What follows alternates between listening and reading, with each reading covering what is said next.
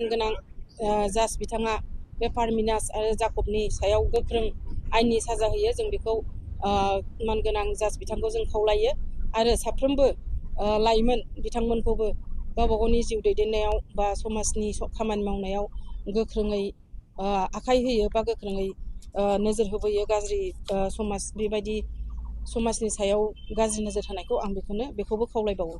जों दिनै बर' बिमा गौथुमा बेयाव हरखाबै खौरांगिरि मेल लानांगौनि गोनांथि फैदों। थांनाय 11 एप्रिल 2025निनो आरो 11 एप्रिल बेयाव मोनसे rape case minor rape case जादोंमोन। बे रेप केसनि सायावनो जोंहा प्रेस मिट लानांगौनि गोनां जादों। दा बे रेप केसा बेंटल आउटपस्टनि आन्दाराव जादों। दा बे माइनर रेप केसनि जि सानै गथ'फोरनि रेप केस, बे रेप केसखौ पारमिनास नार्जारि आरो जाकब नार्जारि बिथांमोना माबादोंमोन दायनिगिरि, आरो बिथांमोननि बिसारा दा कर्टआव सोलिगासिनो दङ। दा बेनि थाखायनो जाहाथे बे उन्दै गथ'फोरनि जि रेप केसनि जि साजा, बे साजाया बिथांमोननि सायाव दा बिसोरनि सायाव गोख्रोङै मावजानांगौ आरो जि केसा पक्स' केसाव गोग्लैनाय, बे पक्स' केसनि बायदियैनो जाहाथे बे केसा जायो, गोख्रोङैनो बे केसा मोगथाङाव महर मोनो, जों बेखौनो खावलायो। आरो बे रेप केसनि जि गथ'फोर, बे गथ'फोरनि सायाव थार बिजिरनाया जानांगौ। थार बिजिरनाया गुबुन फारसे थांनो मोना। दा बेनि थाखायनो जोङो दिथागिरि बा गारजेन बा समाजनि दैदेनगिरि बिथांमोनाबो जोंजों सापर्ट होनांगौ आरो बे गथ'फोरनि सायावबो बिथांमोना नोजोर होनांगौ, मोजाङैनो नोजोर होनानै सापर्ट होनांगौ बे केसनि सायाव। बे केसा जेराव इनाय अनागारि उन्दै गथ'फोरनि सायाव जि केस जादों बियो।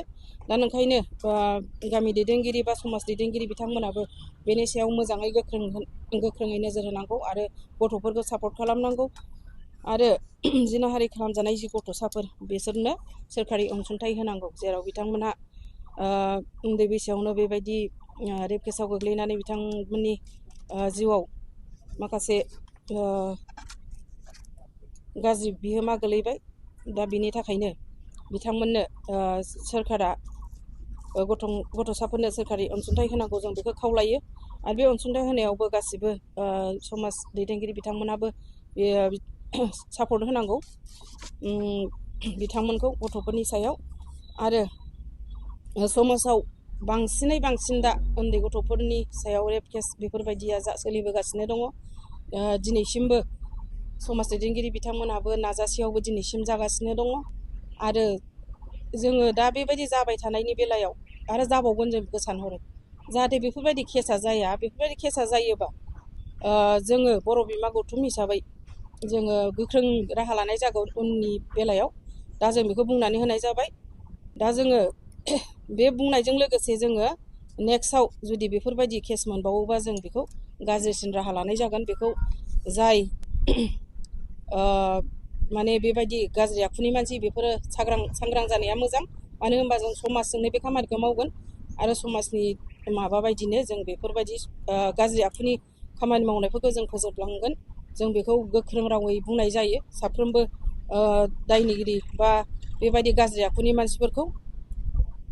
दा बेजों लोगोसे जोंनि बेबायदि गाज्रि आखुनि बेफोरबायदि बेब'हार बा बेफोरबायदि माखासे जाथायफ्रा नुजाथिनाया, जोङो बेखौबो साननो हायोदि जोंनि गारजेनफ्राबो माखासे बेफोरबायदि गावनि फिसा फिसौखौ बा जोंनि समाजाव बेफोरबायदिनि सायाव दायथ' लानायखौ जों खम नुनो मोनदों। खम नुनो मोनदोंआ बेनो, जोङो बयबो जुदि बेनि सायाव जों दायथ' लायोमोनबा, नोजोर होयोमोनबा, दिनै बेफोरबायदि जाथाया जानाय नङामोन। बेनि थाखायनो साफ्रोमबो जोंनि बर' बिमाफोर, बिफाफोर बिथांमोनहा बेनि सायाव मोजाङै नोजोर होयो आरो समाजखौ फोसाबलांनायाव आखाइ होयो मोजाङै। आं बेखौनो साफ्रोमबो गारजेन बिथांमोनखौ खावलायगोन, जाहाथे साफ्रोमबो गारजेनफ्रा बेफोरबायदिनि सायाव नोजोर होयो आरो गावबा गावनि गथ' गथायखौ मोजाङै मोजां साबसिनाव दैदेनलांनो नाजायो। आं बेखौनो खावलायनानै दिनैनि बुंनायखौ आं बेयावनो दोनथ'नाय जाबाय। गोजोन्थों।